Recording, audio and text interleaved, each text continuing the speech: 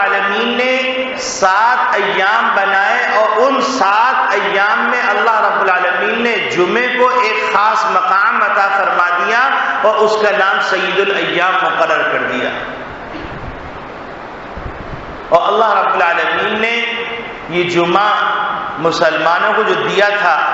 اس کی اہمیت جب تک مسلمانوں کے دلوں میں تھی تو اس کی شان ہی اور تھی. جیسا کہ آج الحمدللہ مسجدوں کا حال ہے کہ جمعۃ الوداع کی امید سے آج مسجدیں بھری ہوئی. محمد نبی صلی اللہ علیہ وسلم کے زمانے میں جمعے کی یہی شان ہوا کرتی تھی. آپ صلی اللہ علیہ وسلم اپنی جیتی جاگتی زبان میں صحابہ کرام رضوان اللہ اجمعین کی طرف رخ کر کے خطاب فرماتے، یا ایھا الذین آمنوا، یا ایھا الناس کہہ کر ان کو ان کا بھولا ہوا سبق یاد دلاتے تھے. جمعہ مسلمانوں کا اجتماع تھا اور جمعہ مسلمانوں کا اجتماع ہے اور جمعہ قیامت تک مسلمانوں کا اجتماع رہے گا. لیکن یہ جمعہ ایک ولولہ انگیز اجتماع تھا، ایک روح پرور اجتماع تھا، یہ اسلامی تعلیمات سے بھرپور اجتماع تھا، نورانیت اور ربانیت کی تعلیمات سے بھرپور اجتماع تھا. لیکن مرور زمانہ کے ساتھ ساتھ جیسے ہر چیز کی روح نکلتی چلی گئی، ایسے ہی جمعے کی بھی روح نکلتی چلی گئی. رہ گئی رسم اذاں روح بلالی نہ رہی، رہ گئی رسم اذاں روح بلالی نہ رہی. کہ حضرت بلال حبشی جب اذان دے رہے ہیں تو مدینے کی گلیاں امڑ آئیں کہ محمد نبی صلی اللہ علیہ وسلم کے زمانے کی اذان دی جا رہی ہے. اور بلال حبشی جب اذان دیتے ہوئے اشہد ان محمد رسول اللہ پہ پہنچتے ہیں تو روز اطہر کی طرف جب ان کی نگاہ جاتی ہے تو محمد نبی صلی اللہ علیہ وسلم آج زمین پر نظر نہیں آتے ہیں، زمین کے اوپر نظر نہیں آتے، تو ان کی چیخ نکل جاتی ہے، بے ہوش ہو کے گر جاتے ہیں. اور ہر عورت اپنے گھروں سے، اپنے دہلیز سے باہر نکل آتی ہے اور کہتی ہے محمد نبی صلی اللہ علیہ وسلم کا زمانہ یاد آ گیا. تو شاعر حسرت سے کہہ رہا ہے، رہ گئی رسم اذاں روح بلالی نہ رہی، فلسفہ رہ گیا تلقین غزالی نہ رہی. تو میرے عزیز دوستو بھائیوں، یہ مسلمانوں کا اجتماع ہے اور جس دن مسلمانوں نے اپنے اس اجتماع کو اپنا اجتماع سمجھ لیا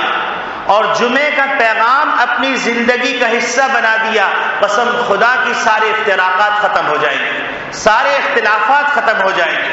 آپ ذرا تصور کیجئے، جمعے کے اندر جامعیت کا تصور، جامعیت کا پیغام ہے کہ ہر شخص قبلہ روح ہو کے کھڑا ہوتا ہے اور ایک صف میں کھڑے ہو کر یہ تصویر پیش کرتا ہے کہ ایک صف میں کھڑے ہو گئے محمود و ایاز، نہ کوئی بندہ رہا نہ کوئی بندے نواز. یہ طبقاتی نظام کے کلیجے کے اوپر ایک ایسا وار پڑتا ہے کہ جس کے نتیجے میں ہر شخص ایک ہی صف میں نظر آتا ہے.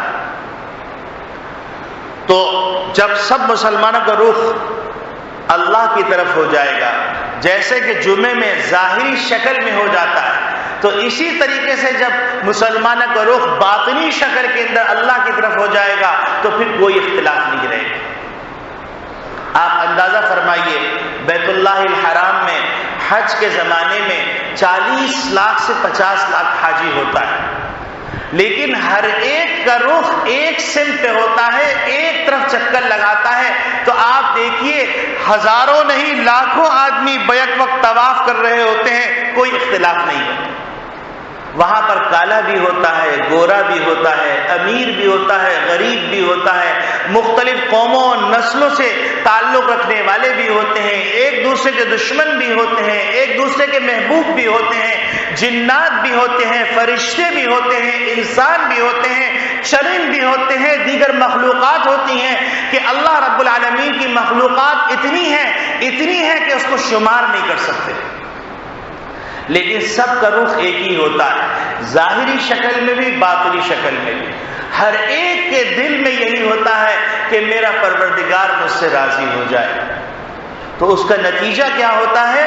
کہ دنیا حیران رہ جاتی ہے پروٹوکول کے سارے قوانین بنانے والے شزدر رہ جاتے ہیں کہ اتنا بڑا اجتماع ایک ہی لباس میں ملبوس، ایک ہی صدا لگایا ہوا، لبیک اللہم لبیک لبیک لا شریک لک لبیک ان الحمد والنعمت لک والملک لا شریک لک، اور اللہ کی طرف سے منادی کہہ رہا ہوتا ہے، محمد نبی کی زبانی نے اس بات کی گواہی دے دی، ما من مسلم یلبی الا لبا من عن یمینہ وشمالہ من حجر او شجر او مدر حتی تنقطع من الارض، ہا ہنا وہا ہنا، کہ جب کوئی تلبیہ پڑھ رہا ہوتا ہے تو اللہ رب العالمین کی رحمت کو جوش آتا ہے، اس کے چاروں طرف جتنے چرند پرند پتھر حجر شجر جتنے ہوتے ہیں، جتنے ذرات ہوتے ہیں، جتنی مخلوقات ہوتی ہیں، وہ بھی تلبیہ پڑھ کے جھومنے لگتی ہیں، اور یہ سلسلہ منتہائے ارض تک پھیل جاتا ہے، اور یہ صدا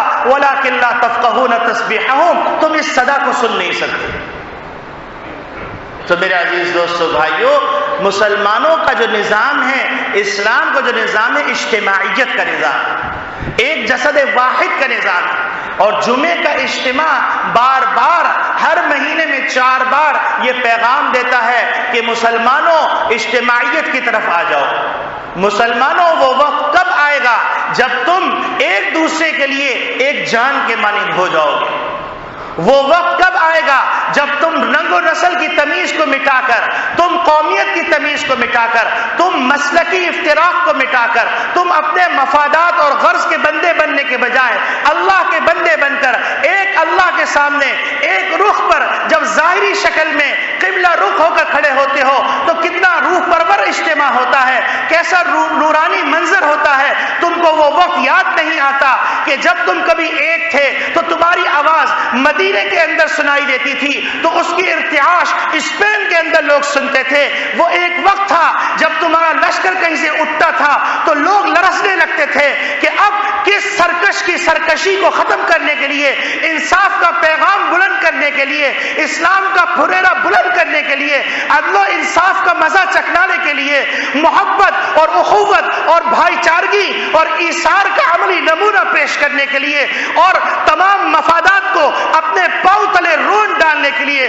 قرآن کے حکم کو غالب کرنے کے لیے، محمد ربی صلی اللہ علیہ وسلم کی فکر کو سارے عالم کے اندر پہنچانے کے لیے، سارے کافروں کو اللہ کے سامنے سجدہ ریز کرنے کے لیے، وہ عورتیں جو سسک رہی ہیں، دم توڑ رہی ہیں، اور وہ بچے جو یتیم ہو رہے ہیں، وہ مائیں جو بیوہ ہو رہی ہیں، وہ مائیں جن کے سروں سے دوپٹہ چھینا جا رہا ہے، جن کے ناموس کی حفاظت نہیں کی جا رہی، اگر سندھ کے اندر کوئی معتصمہ کی آواز لگاتا ہے تو وہاں پر بغداد کے اندر اس کی سوزش کو سنا جاتا ہے۔ وہ وقت یاد آ جاتا ہے جب اسپین کے کتب خانوں کے اندر 4 لاکھ کتابوں سے مسلمان لطف اندوز ہو رہے تھے، اور اس وقت شارلمان فرانس کے اندر اپنے ناموں کے ہجے سیکھ رہا تھا، اس وقت قرطبہ کے اندر رصد گاہوں کے اوپر ریسرچ ہو رہی تھی، اسپین کی وہ تاریخ یاد آ جاتی ہے، مسجد قرطبہ نظر آ جاتی ہے، سلطنت عثمانیہ نظر آ جاتی ہے،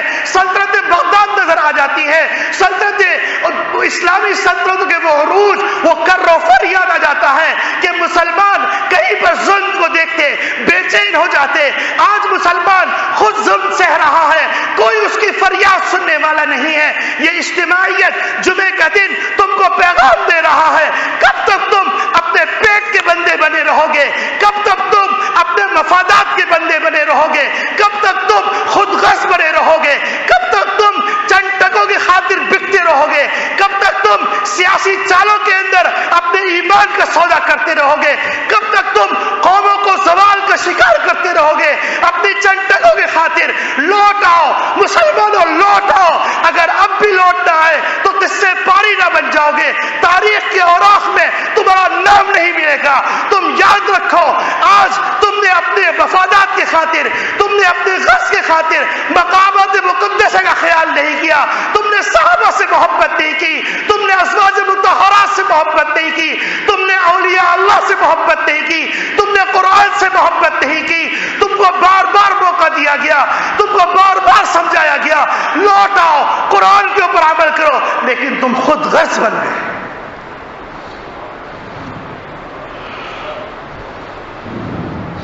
اور ہر شخص یہ سوچتا رہا کہ میری باری نہیں، اس کی باری ہے۔ میرا کاروبار تو چل رہا ہے، میں تو زندگی گزار رہا ہوں، اگر میرے برابر میں کوئی بیوہ روتی ہے تو رونے دو، میرے برابر میں کوئی یتیم ہوتا ہے تو ہونے دو، کسی کا گھر اجڑتا ہے تو اجڑنے دو، کسی کا نشیمن تباہ ہوتا ہے تو ہونے دو۔ اگر میرے گھر کی زینت میں ایک غریب کی جگی آل ہو رہی ہے تو اس جگی کو اڑانے کے لیے میں تیار ہوں، لیکن وہ وقت بھول گئے جب ہم لوگوں کے سروں پر دوپٹہ رکھتے تھے، شفقت کا ہاتھ رکھتے تھے، ہم ایک جسد واحد کی طرح تھے۔ ہر چیز ایک رسم بن گئی، قرآن رسم، تراویح رسم، جمعہ رسم، شب قدر رسم، دعا رسم، خیرات رسم، اللہ سے کچھ مانگنا ہی نہیں اور اللہ سے کچھ لینا ہی نہیں، دنیا میں ہی سب کچھ لینا ہے، دنیا والوں سے ہی سب کچھ لینا ہے، اللہ کے سامنے اللہ کی عزت، اللہ کی نگاہ میں عزت، اس کی کوئی پرواہ نہیں، دیکھی جائے گی۔ بڑے جری ہو گئے، اللہ نے قرآن میں کہا فما اصبرهم علی النار، تم آگ پہ کتنا صبر کر سکتے ہو، کیسے صبر کرو گے؟ تعجب کا صیغہ ہے، بڑے تعجب کی بات ہے، یہ آگ پر بڑا صبر کر لیں گے؟ یہاں دنیا کی پھانس برداشت نہیں کر سکتے، سر کا درد برداشت نہیں کر سکتے، اپنے بیٹے کی تکلیف برداشت نہیں کرتے۔ کل حشر کے میدان میں جب انبیاء علیہ السلام لرز رہے ہوں گے، نفسی نفسی پکار رہے ہوں گے، اور اللہ کے عرش کے اٹھانے والے فرشتے وہ تھرا رہے ہوں گے،